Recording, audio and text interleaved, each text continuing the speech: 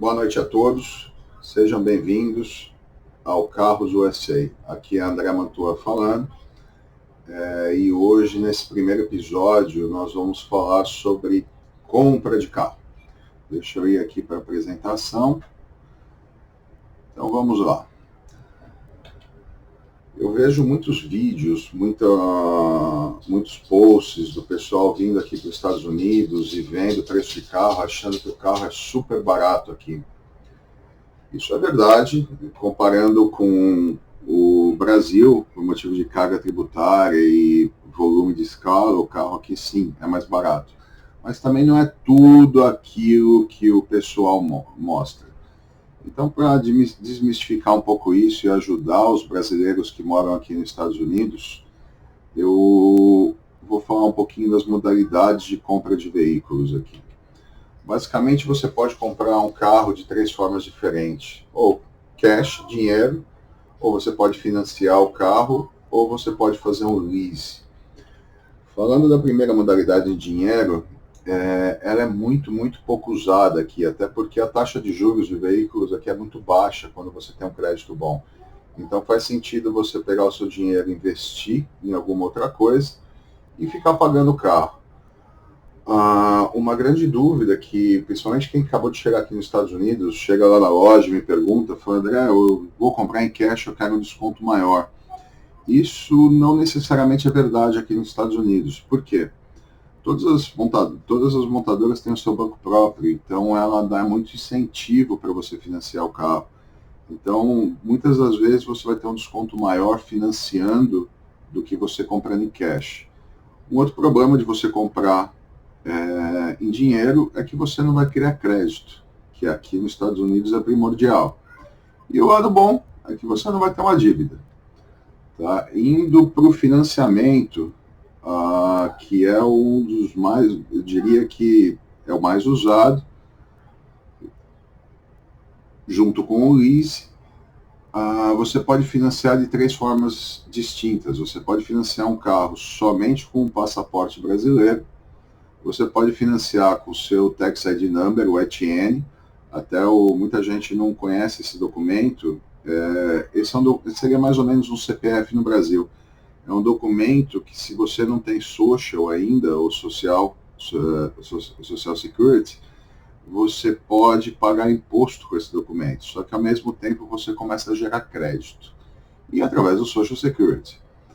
Tá? As vantagens de você financiar, como eu tinha comentado, você vai ter os incentivos da montadora para estar financiando. Tá? Você vai gerar crédito desde que você tenha o ETN ou o social. E o lado ruim é que você vai ter uma dívida, que eu diria que aqui é praticamente necessário. A relação aos juros, isso gera muita dúvida também entre os brasileiros, até eu fiz um slide só para isso. Os juros, basicamente depende do número do credit score, o credit score do cliente, o número que ele tem no crédito, e o histórico de compra de carro. Tem muito cliente que chega com um FICO, que é o relacionamento com o banco, muito alto, mas não tem histórico nenhum, ou até mesmo não tem ETN ou social. Então mas eu tenho um crédito alto, como que meu juros é alto? Então o número é importante, mas ele não anda sozinho. O histórico de compra de carro também é muito importante. Por quê? Por exemplo, o cliente tem um crédito muito alto, mas só tem um cartão de $1.000, por exemplo. Então o banco não sabe que, se ele for financiar um carro de 20, 30, 40 mil dólares, ele vai ter capacidade de pagamento.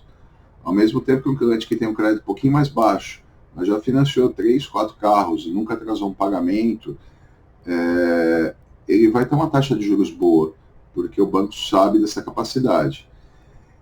E também os juros dependem muito do carro. Se você vai para um carro novo, parte dos incentivos da montadora é dar um juros mais baixo no carro novo. Mesmo ele sendo um pouco mais caro, dependendo do crédito, faz sentido, porque os juros vai ser muito baixo. E o carro usado é mais barato, só que ele não tem incentivos e os juros é mais alto. Junto com esses juros está muito ligado também aos programas de retenção de clientes das montadoras. Cada montadora trabalha de uma forma, tem montadora, os seus programas de fidelidade, né? Tem montadora que trabalha com 1, outras que trabalham com 2, 3, 4 anos. Até vou falar um pouquinho agora da Toyota, que é onde eu trabalho. A Toyota tem um programa de loyalty que em 1 ano, o cliente voltando, o Banco Toyota aceita o cliente como o financiamento do cliente e já aumenta como se aumentasse o credit score do cliente. Então, há uma baixa taxa de juros. Então, esse programa é muito interessante, porque o cliente, em 1 ano, ele passa a consolidar o crédito, ele para de pagar juros, passa a pagar principal, e nós vendemos mais carro. Então, no final, é um ganha-ganha. Falando um pouco agora do lease, que é o sonho americano. Então, o lease ele é muito legal, eu gosto muito do lease, só que ele é muito restrito. Para você fazer lease, você tem que ter um bom ou um excelente crédito, você tem que ter o social, a não ser na Toyota, aqui na Southeast Toyota, né, que faz parte do banco que cuida da Flórida, das Carolinas, da Georgia, que aceita a ETN.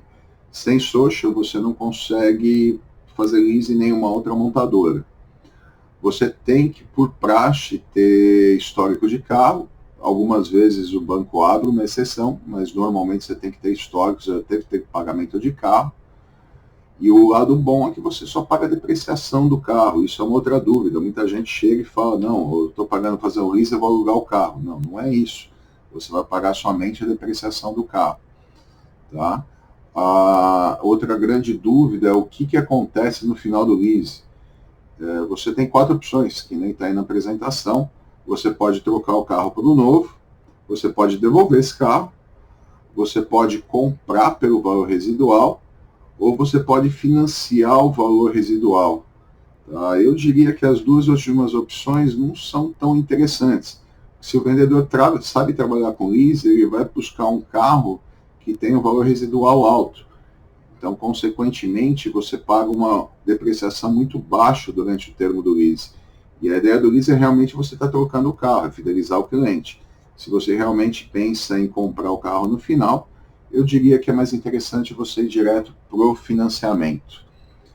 Falando um pouco das vantagens e desvantagens do lease, uma das vantagens é você ter um pagamento mensal mais baixo, por estar pagando só a depreciação. Você tem maior flexibilidade, porque como você troca carro a cada 3 anos, e também, por motivo do termo de 3 anos, tudo que você dá de entrada é dividido só em 3 anos, não em 5, 6, como no financiamento. Então, tudo que você coloca abaixa muito a prestação.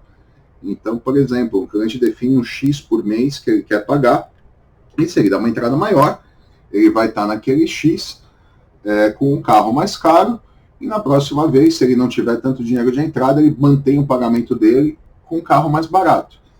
E a maior vantagem do lease é que você sempre está com um carro novo dentro da garantia, então você não tem dor de cabeça.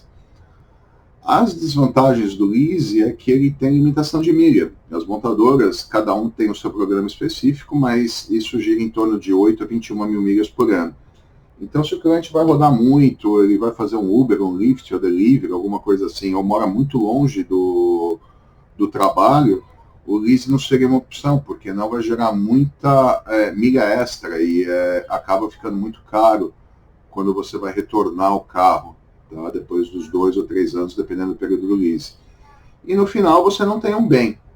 Tá? Mesmo no financiamento, depois de 5, 6 anos você pagou, o carro está valendo muito pouco, mas você tem um valorzinho residual que sobrou lá do carro. No lease você não vai ter. Tá? Basicamente essas são as 3 opções de compra de carro aqui.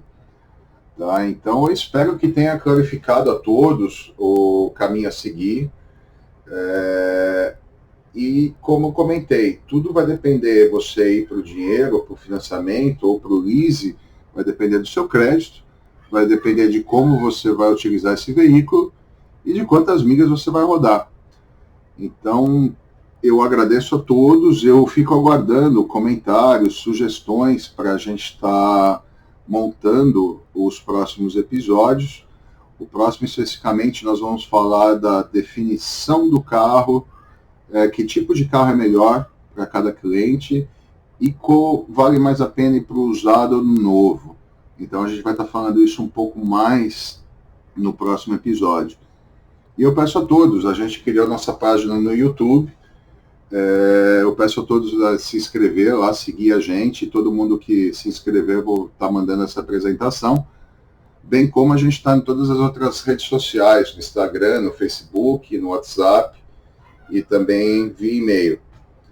Então, muito obrigado a todos, até quarta-feira que vem, onde a gente vai estar falando qual a melhor opção, que tipo de carro é o melhor para você e para sua família. Tchau, muito obrigado e não esqueça de se inscrever lá no YouTube, por favor. Um grande abraço a todos, até quarta que vem. Tchau.